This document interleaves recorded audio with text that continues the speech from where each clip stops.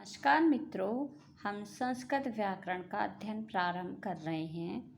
सर्वप्रथम हम इसमें वर्ण विचार, स्वर और व्यंजन का अध्ययन कर रहे हैं। अब हम देखते हैं कि संस्कृत शब्द जो है वो कैसे बना है। तो संस्कृत शब्द सम उपसर्ग पूर्वक किरय धातु में इक्तय प्रत्यय लगकर बना है, जिसमें सुट का आगम होता है। संस्कृत शब्द का अर्थ है शुद्ध, परिष्कृत, परिमार्जित, परिनिष्ठित। अतः संस्कृत भाषा का अर्थ है शुद्ध एवं परिमार्जित भाषा। अब हम व्याकरण शब्द का अर्थ देखते हैं। व्याकरण शब्द वी और आंग उपसर्ग पूर्वक किरय धातु में ल्युट् प्रत्यय लगने पर बनता है। व्याक्रियन्ते व्युत्पाद्यन्ते अनेन इति व्याकरणम, जिसके माध्यम से शब्दों की व्युत्पत्ति या निष्पत्ति बताई जाए, वह व्याकरण है। व्याकरण को शब्दशास्त्र या पदशास्त्र भी कहते हैं। अब हमें संस्कृत व्याकरण में त्रिमुनि का परिचय मिलता है।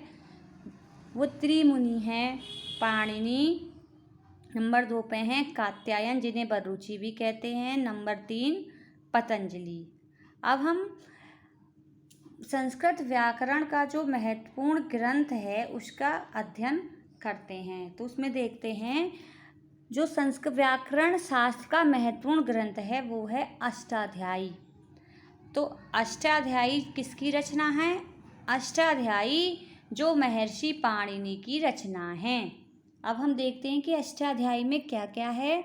तो अष्टाध्यायी में 8 अध्याय हैं और प्रत्येक अध्याय में 4-4 पाद हैं। तो कुल मिलाकर 8 चौक 32 पाद हैं तथा 3978 अर्थात लगभग 4000 सूत्र हैं। इसलिए पाणिनि को सूत्रकार कहा गया है, क्योंकि अपनी इन्होंने अष्टाध्यायी सूत्रों में लिखी है, इसलिए पाणिनि को सूत्रकार कहते हैं। अष्टाध्यायी का प्रथम सूत्र है वृद्धिरादेच तथा अंतिम सूत्र है ए है। अब हम महर्षि कात्यायन का देखते हैं। तो महर्षि कात्यायन या बररुचि ने अष्टाध्यायी के सूत्रों पर वार्तिक लिखा था।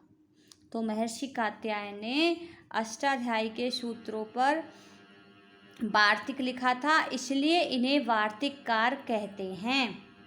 अब देखते हैं कि महर्षि पतंजलि ने अष्टाध्यायी के 4000 सूत्रों पर एक विस्तृत भाष्य लिखा, जिसे महाभाष्य कहते हैं। तो महर्षि पतंजलि ने अष्टाध्यायी के सूत्रों पर क्या लिखा था? भाष्य लिखा था। और क्योंकि विस्तृत भाष्य लिखा था इसलिए उसे महाभाष्य कहते हैं। इसलिए व्याकरण शास्त्र के भाष्यकार के रूप में पतंजलि प्रसिद्ध हैं। और महाभाष्य में कुल 84 आहनिक हैं। फिर देखते हैं कि भट्टोजी दीक्षित ने सूत्रों पर वृत्ति लिखी थी, इसलिए इन्हें वृत्तिकार के नाम से जानते हैं। और इनकी प्रसिद्ध रचना है सिद्धांत कौमुदी।